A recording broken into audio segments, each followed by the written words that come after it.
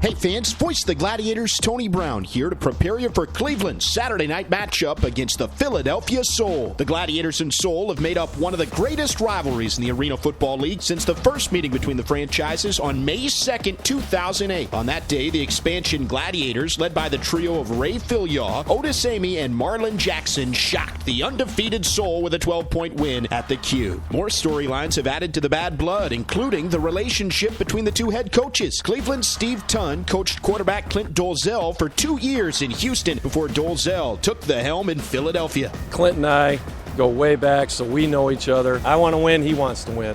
He's really taken my offense, I guess you can say my offense, but he's taken it to a different level. He runs a great offense. He does things that no other arena teams do, so you always got to be prepared and be ready to play when you go against him. As much as respect as Coach Tunn has for Clint Dolezal, he definitely wants to win, so that trickled down to us. I think as a player, we had some great games against them. It's just one of those Yankees versus Red Sox, but of the arena football. It's the Ohio State of Michigan of the arena football, so it's always going to be a good matchup. For as long as I can remember, in 2012, both Philadelphia and Cleveland have always been competitive, and you always have the two top teams going at each other's throats, and it's always been that Philly-Cleveland connection. They don't like us, we don't like them. There's always words spoken, always a little bad blood behind it, which at the end of the day, we're all friends, we're all football players, but during those 60 minutes, we're mortal enemies. Anybody in your division, you always got to try to have that rivalry. I just feel like every time we just play them, it just kicked up a notch. I think for us starting in 2014, where they came down here and scrimmage.